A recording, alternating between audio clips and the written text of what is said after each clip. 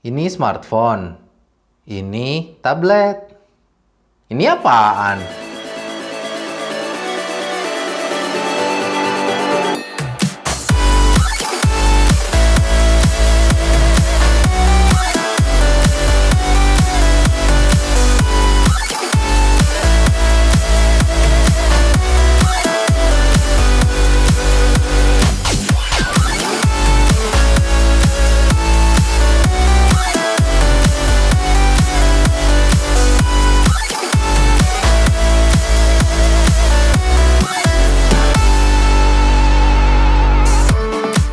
Ini adalah Xiaomi Mi Max, smartphone terbaru dari Xiaomi. Kalau sobat merasa Xiaomi Redmi Note 3 kekecilan, maka Xiaomi Mi Max ini bisa jadi smartphone yang tepat buat sobat.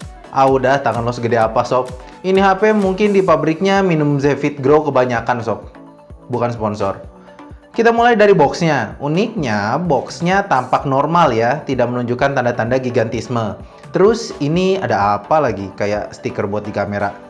Xiaomi Mi Max memiliki 3 varian, yaitu varian 32GB yang menggunakan prosesor Snapdragon 650 dan varian 64GB dan 128GB yang menggunakan prosesor Snapdragon 652. Yang saya gunakan, sudah tentu yang paling murahnya, sob.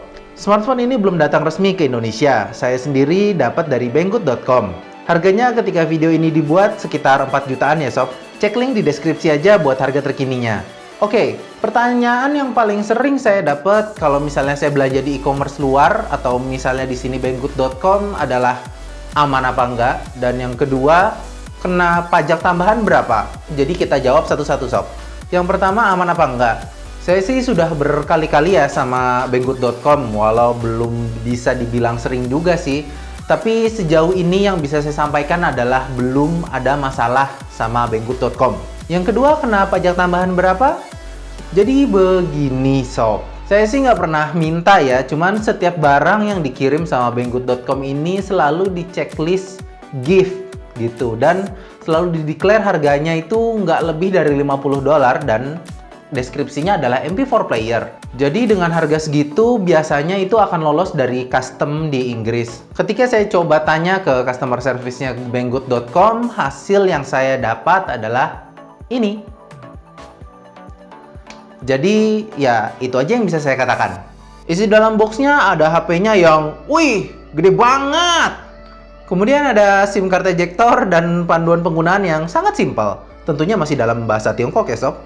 Terus ada kabel data standar yang warnanya hitam plus chargernya dengan output 2 ampere. Kesan pertama memegang HP ini adalah apa ya?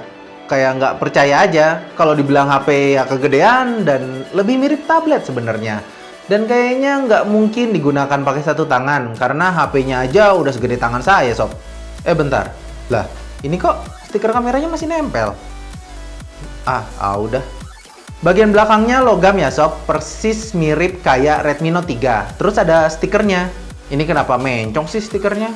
Pertama kali nyalain HP ini yang saya khawatirkan adalah masalah ROM abal-abalnya. Dan ternyata, yeay, ROM-nya ROM asli, sob.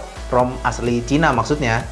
Jadi ya akan banyak bloatware dan harus install Google Service-nya dulu. Tapi karena ROM asli, bloatware-nya tuh masih bisa dihapus dan install Google Play Store-nya juga gampang.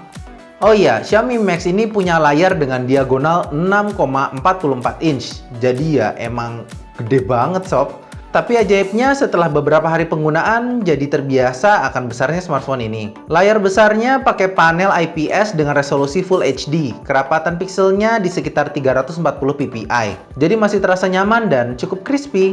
Penggunaan outdoor juga nggak ada masalah. Walau ada refleksi, tetap masih kelihatan jelas karena ada bantuan dari sunlight display. Karena ukurannya yang bongsor, Xiaomi Mi Max ini punya baterai yang bongsor juga, yaitu sebesar 4850 mAh. Saya sudah pakai HP ini sebagai daily driver saya dengan 2 kartu aktif dan 4G ya. Bisa bertahan seharian tanpa ngecas, sob. Bahkan suka kelupaan ngecas pas ditinggal tidur. Hadirnya fingerprint sensor di belakang juga memudahkan dalam menggunakan smartphone ini. Selain cepat dan akurat, jadi nggak harus mencet-mencet tombol power lagi di samping. Menggunakan prosesor Snapdragon 650 yang notabene-nya adalah prosesor yang sama seperti Redmi Note 3 Pro, ngasih performa yang kurang lebih sama.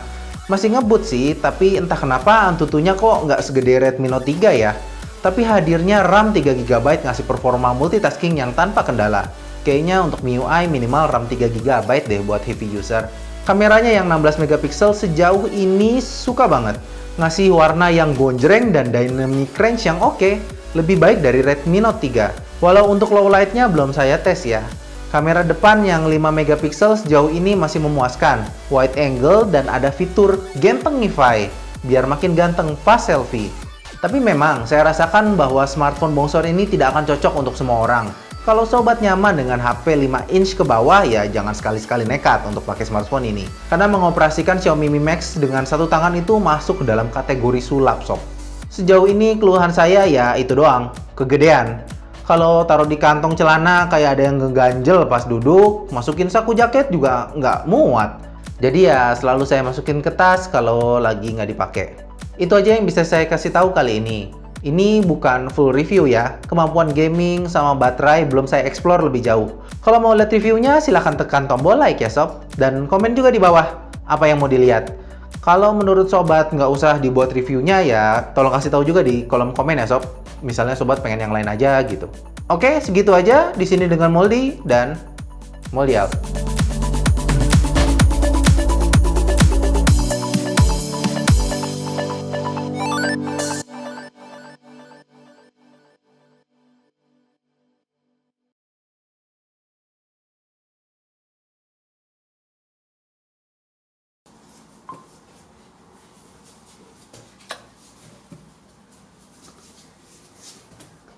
Hai.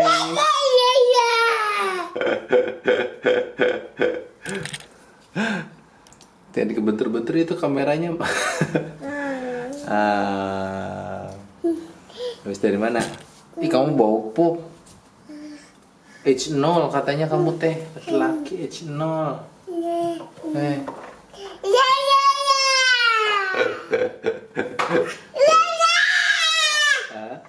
Bagus ya, gede ya layarnya. Hah? Bisa foto sendiri. Hah? Hah? Ayo, nih kita coba video kamera depan. Hah?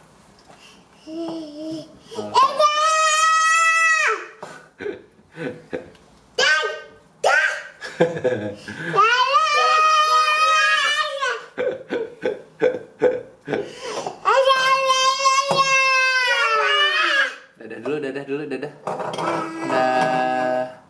Kiss bye mana kiss bye? Agak Asan dadahnya mana dadah? Dadah.